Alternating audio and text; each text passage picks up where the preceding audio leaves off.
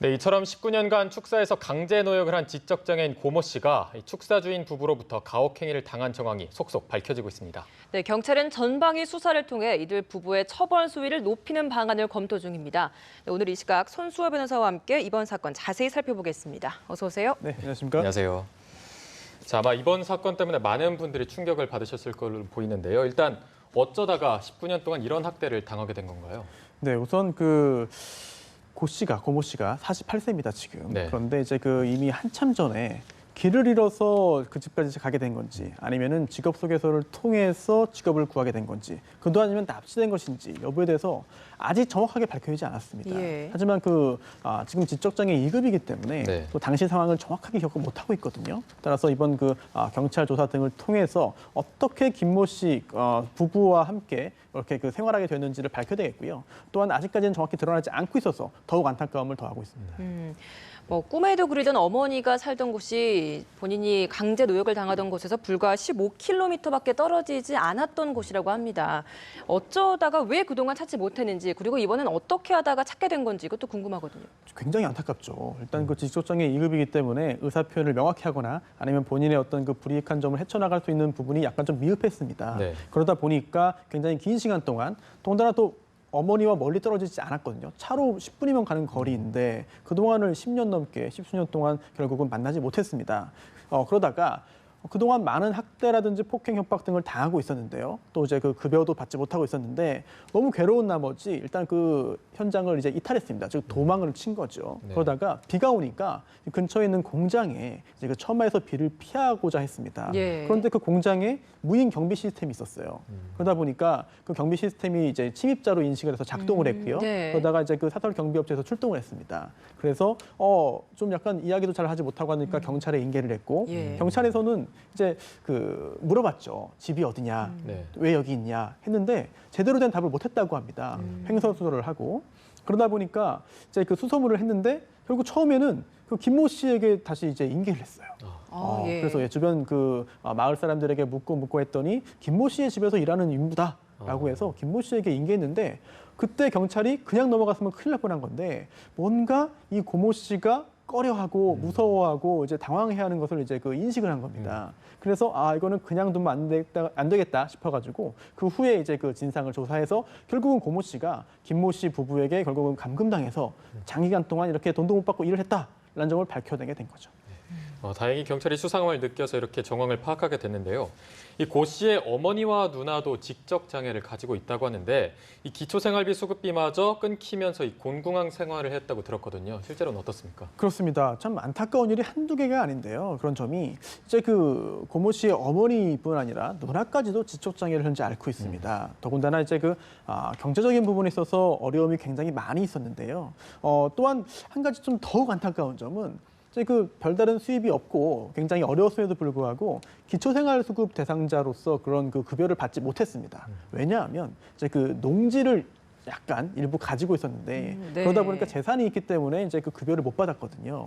그런데 실질적으로 농지를 통해서 충분한 생활이 되는 것도 아니었어요. 네. 그러다 보니까 이것도 안 되고 저것도 안 되고 굉장히 안타까운 상황이었고 또 그런 농지를 매각을 해서 팔아서 그 돈으로 생활비라고 쓰려고 노력을 했지만 여러 가지 그런 환경상 제약으로 인해서 팔지도 못하고 있었습니다. 그러다가 그걸 매각한 것도 최근이었다고 하거든요. 네. 참 이제 따로 떨어져서 오랜 기간 산 것도 참 아쉽고 안타깝고 슬픈 상황인데 남겨져 있던 어머니와 누나까지도 이런 생활을 했다는 점이 더더욱 안타까운 마음을 크게 하고 있습니다. 네, 지적 장애임에도 불구하고 이 고 씨가 가장 노릇을 했었다고 하는데 19년 동안 이 가장이 사라지니 얼마나 이 두 사람은 힘들었을지 상상이 됩니다. 근데 이 동네 주민들도 이 19년 동안 고 씨가 이 축사에서 강제 노역을 당한 거 있었다는 사실을 알고 있었다고 해요. 왜 묵인을 한 건가요? 일단 주변 지인들도 여러 부류가 있기 때문에 정확히 하나로 묶어서 보긴 어려울 것 같아요. 예. 또한 또 지금 언론 보도에 따르면 주변 인물들의 그런 지인들의 진술도 약간 다릅니다. 우선 어떤 그룹이 있냐면은 뭔가 이상했다. 하지만 그게 특별히 신고할 사항이라고는 알지 못했기 때문에 신고 안 했다라는 분들이 계시고 또 이거는 김모 씨 부부가 이제 고모 씨에 대해서 평소에 좋게 이야기했다. 그리고 이제 평소에 이제 특별히 그런 분쟁이나 갈등이 느껴지지 않았기 때문에 신고를 할 생각을 안 했다라는 네. 그런 분도 계시거든요. 네. 하지만 이제 방치했다는 점에 대해서는 법적인 판단과 별개로 뭐 도의적으로 또는 뭐 어떤 여러 가지 그런 사회 그런 정서상으로 네. 어떤 적극적인 조치를 못했다는 점에 대해서 안타까운 마음은 감출 수 없을 것 같습니다. 네, 근데 지금 이제 경찰이 전방위로 수사를 펼치고 있잖아요. 그런데 네. 이 고 씨가 지적 장애가 있다 보니까 아무래도 수사에도 어려움이 있을 것 같았는데 여기에다가 이 대인 기피 증세까지 보이고 있다고 하거든요. 현재 수사 상황은 어떻습니까? 네, 수사가 약간 차질을 빚을 수밖에 없겠죠. 네. 하지만 지적장애 2급이 굉장히 폭이 넓습니다. 그래서 재판에서 소송의 증인 출석해서 증언도 할 수 있을 정도예요, 사실은. 그렇기 때문에 이 고모 씨의 경우 지금 현재 대인 기피 증세를 보이고 또한 또 제대로 된 그런 상황 설명을 하지 못하고 있지만 좀 시간이 지나고 어머니와 함께 좀 있으면서 안정을 찾는다면은 또 과거 일을 또 진술할 가능성이 남아 있거든요. 따라서 좀 더 안정을 찾도록 지켜볼 필요가 있겠고요. 또한 또 김모 씨 부부에 대해서도 한 번 조사가 이루어졌습니다. 하지만 첫 번째 조사는 참고인 조사였거든요. 하지만 경찰에서는 단순한 참고인이 아니구나, 범죄를 범했다고 볼 수 있겠구나라고 해서 피의자로 전환해서 이번 주 초에 피의자 조사할 예정이라고 하기 때문에 그 경우에 따라서는 대질 조사까지 가능하거든요. 어떻게 됐든 당시 진실을 밝히고 처벌을 받을 사람이 있다면 엄벌에 처하는 것이 마땅하지 않나 생각이 됩니다. 고 씨가 지금 주인에게 맞았다라고 좀 진술을 한 상황인 거죠. 네, 그렇습니다. 근데 2급 지체 장애인이 이렇게 진술을 한 것이 어느 정도 법적 효력이 있는지도 궁금하거든요. 지금 상황으로 보면 축사 주인 김 씨 부부는 임금을 주지 않았다. 이 점은 인정하지만 학대는 네. 없었다. 이렇게 주장을 하고 있거든요. 그렇습니다. 학대라든지 감금, 폭행, 협박 사실에 대해서 다른 목격자가 있거나 영상이나 녹음이 없다고 한다면 결국은 피해자의 진술이 얼마나 일관되느냐, 얼마나 구체적이냐, 얼마나 자세하냐에 따라 가지고 유죄 여부가 결정될 수 있습니다. 그만큼 이제 고모 씨의 진술이 굉장히 중요한 증거인데요. 네. 그러다 보니까 이제 2급 지체 장애, 정신 장애가 있기 때문에 결국은 이제 못 믿는 거 아니냐라는 주장을 나중에라도 이제 피의자 측, 피고인 측에서는 할 수 있어 보여요. 하지만 2급 지적 장애라는 게 아까도 말씀드렸듯이 폭이 굉장히 넓습니다. 네. 따라서 무조건적으로 정신장애가 있으니까 2급 정신장애가 있으니까 말은 못 믿는다.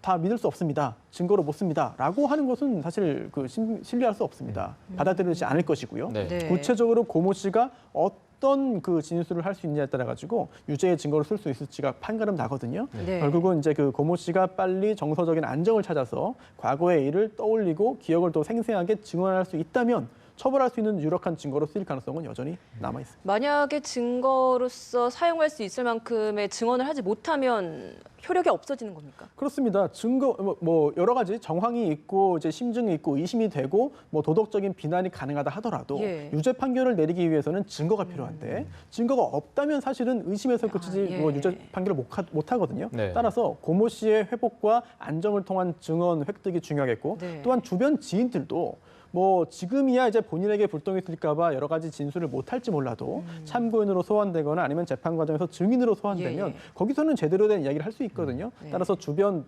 주민들의 이야기도 중요한 증거가 될 것으로 보입니다. 네. 네. 그렇다면 이 증언과 증거를 통해서 학대 등의 혐의가 모두 인정이 된다면 이 김 씨 부부 처벌이 어느 정도까지 가능합니까? 이게 구체적으로 김 씨 부부가 했던 그런 한 행위가 무엇이냐에 따라 가지고 적용 법조가 달라지고 또한 또 죄질에 따라 가지고 처벌 수가 달라집니다. 더군다나 유사 사례들을 통해서 볼 때 피해자와의 합의 여부 또한 피해자가 가해자의 처벌을 원하는지 여부 등에 따라 가지고 형량이 많이 달라지기 때문에 네. 네. 아직 지금 시점에서 구체적으로 말씀드리기는 좀 어려운 측면이 있습니다. 하지만 일단 폭행 또는 협박의 증거가 있고 또한 그런 폭행 또는 협박을 넘어서 감금 단계까지 가거나 네. 아니면 그런 장애인에 대한 감금이기 때문에 또 학대까지 적용된다고 한다면 또 장애인 보호법이 또 이제 장애인 복지법이 적용될 수 있거든요. 네. 이런 것을 다 모아 본다고 한다면 생각보다 높은 그런 수위의 처벌이 될 수도 있는데 중요한 점은 정서적인 비판이나 도덕적인 그런 비난을 넘어설 수 있는 그런 유죄 판결의 증거가 필요한 거죠. 아니면 19년 동안 감금 폭행 당한 것도 문제이긴 하지만 어떻게 해서 오창까지 가게 됐는지 실제 천안에서 살고 있었는데 여기에서 천안에서 오창까지가 27km가 넘는 거리라고 알고 있거든요. 네. 뭐 지체장애인 사람이 자기 발로 여기까지 찾아갔을 리도 없을 것이고 만약 이 과정에서 어떤 유괴나 이런 부분이 있었다면 19년이 지난 지금이라도 이에 대한 처벌도 가능한 겁니까? 그 점을 밝혀내기가 쉽지 않아 보여요. 일단은 너무나 오래된 일이고 또한 또 이제 고모 씨의 기억이 과연 온전하게 있겠느냐. 아니면 또 누가 했습니다라고 기억한다 한들 그 사람의 신원을 파악하고 이제 추적하는 게 쉽지 않아 보이거든요. 더군다나 또 하나는 이제 공소시효가 있습니다. 예. 그러다 보니까 과거에 어떤 그런 행위를 누군가가 범죄를 저질러서 고모 씨가 김모 씨 부부에게 갔다 하더라도 그 과정에 있어서의 공소시효가 이미 완성되어 있을 가능성이 매우 높거든요. 네. 아주 오래전이기 때문에 예. 그렇다면은 밝혀내기도 어렵거니와 밝혀낸다 하더라도 형사처벌까지 연결되는 것은 상당한 난관이 있어 보입니다. 네.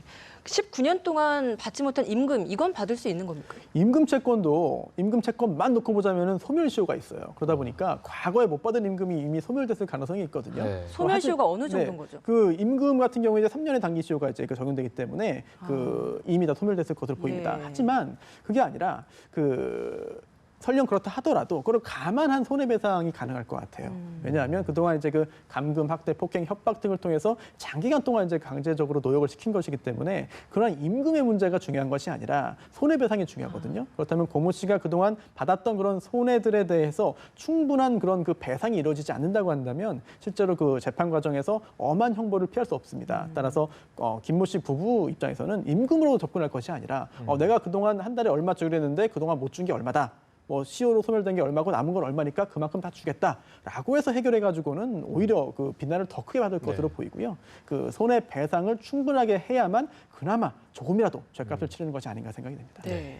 네, 저희도 보도를 하면서 느끼는 거지만 이 최근 보도를 보면요, 이 장애인을 대상으로 한 범죄가 늘고 있는데 이렇게 사회적 약자를 범행 대상으로 삼는 현상을 저희는 어떻게 봐야 될까요?